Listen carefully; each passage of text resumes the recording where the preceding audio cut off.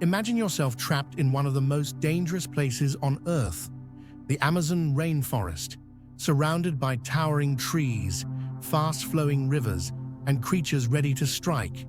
This seemingly calm forest hides many unseen threats. But what really happens if we get lost here? Imagine yourself deep in the heart of the Amazon rainforest. There are no trails to follow, no clear direction, just endless trees towering above you, reaching for the sky. The air is warm and heavy with moisture, wrapping around you like a thick blanket. You breathe in slowly, feeling the rhythm of the forest all around. Soft winds rustle the leaves above, and somewhere in the distance, unseen creatures move quietly through the undergrowth. Every sound, every whisper of the jungle tells a story. It's a place full of mystery, beautiful, ancient, and alive.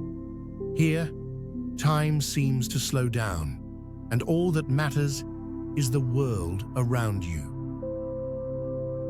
If you get lost in the Amazon, the first thing you'll feel is a complete loss of direction. In this place, boundaries are blurred.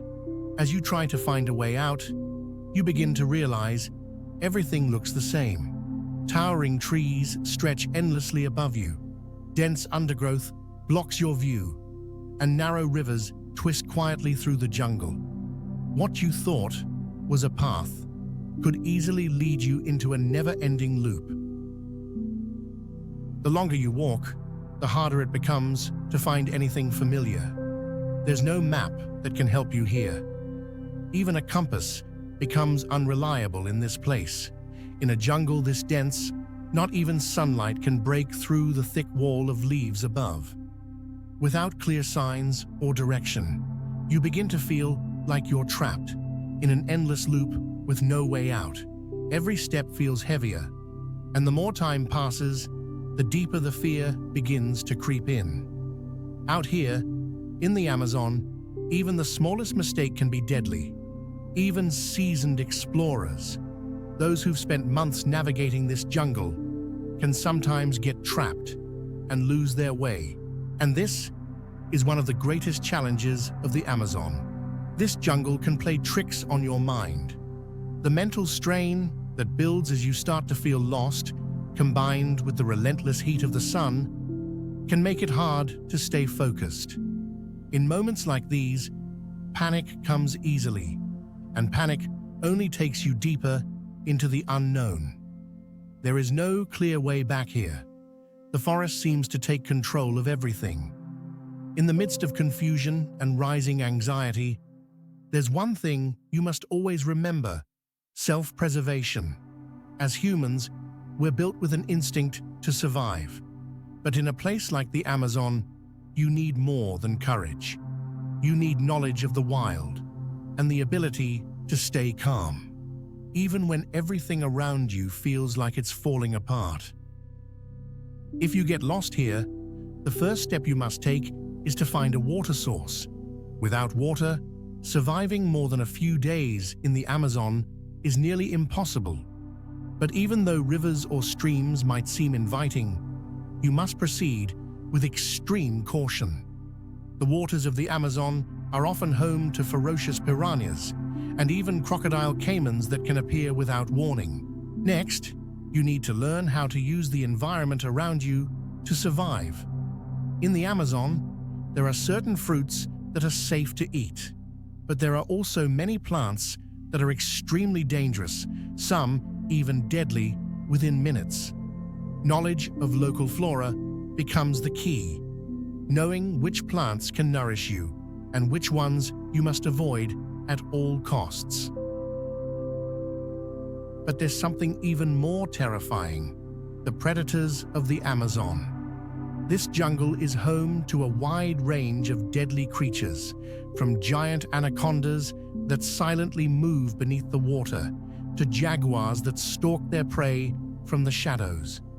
You may never know when the danger will strike, and more often than not, these animals are far more intelligent than we give them credit for. If you're not familiar with this jungle, it's easy to feel completely threatened. But as time goes on and the struggle to survive grows harder, you begin to see the Amazon in a different light. In the midst of danger, there's always hope. There's always a chance to survive if you know how to face it. But sometimes, even when it feels like there's no hope left, luck and a bit of knowledge can save you. One extraordinary story comes from a young girl who survived a plane crash deep in the Amazon jungle. Her name was Julianne Kupse. The sky over Peru that morning looked friendly.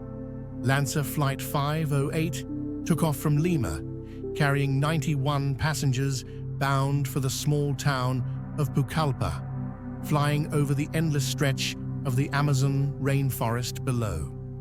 In seat 19F sat a 17-year-old girl, Julianne Kupse, accompanied by her mother.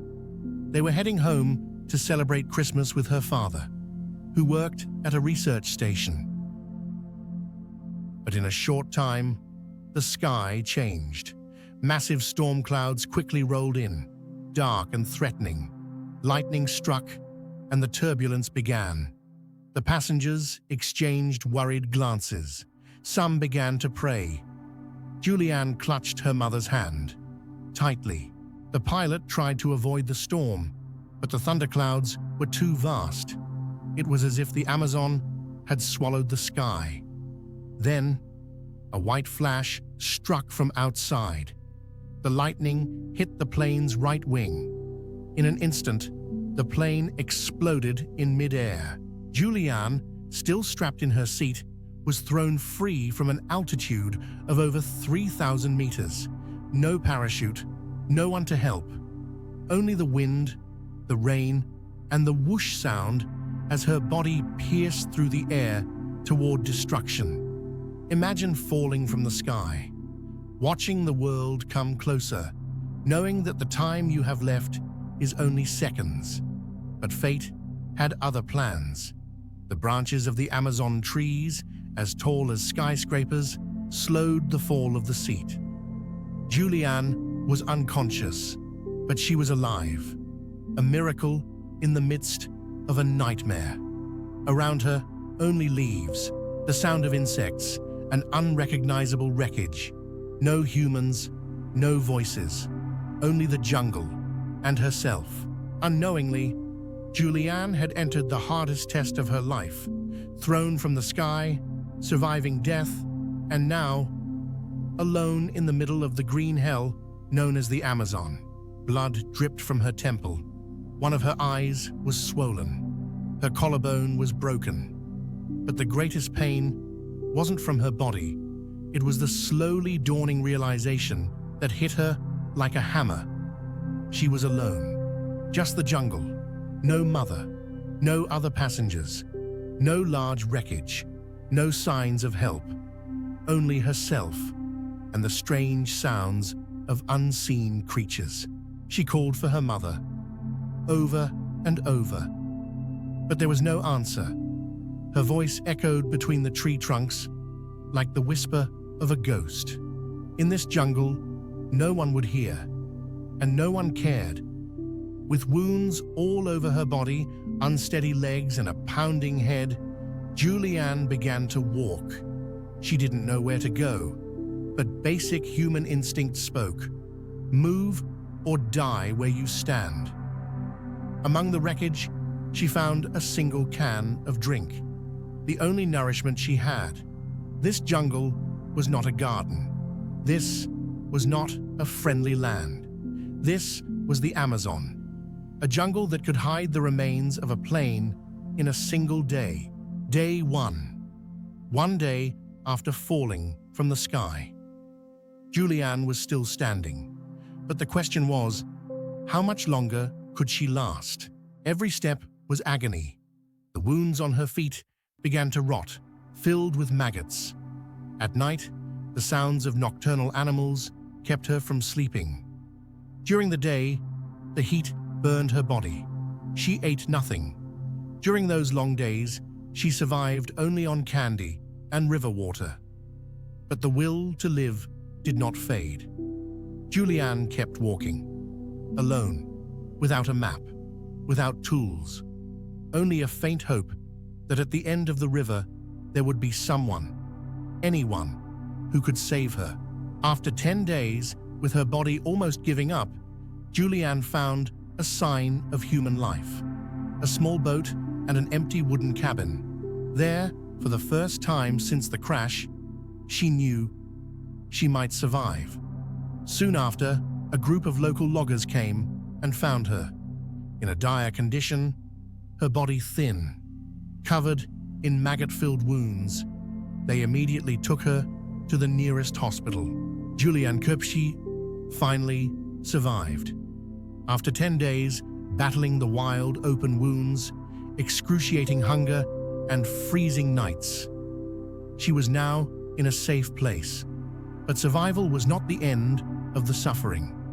It was here that the harshest reality began to unfold. Julianne was the only survivor from the 91 passengers of Lanza 508. Just her. Of all the faces on that plane, children, mothers, fathers, cabin crew, friends, everyone else perished. And in the midst of her gratitude for being alive, Julianne also had to struggle with guilt. Julianne's story is not just about the strength of the body, but about the strength of the soul, about how one teenage girl could walk between death and life and find her way back.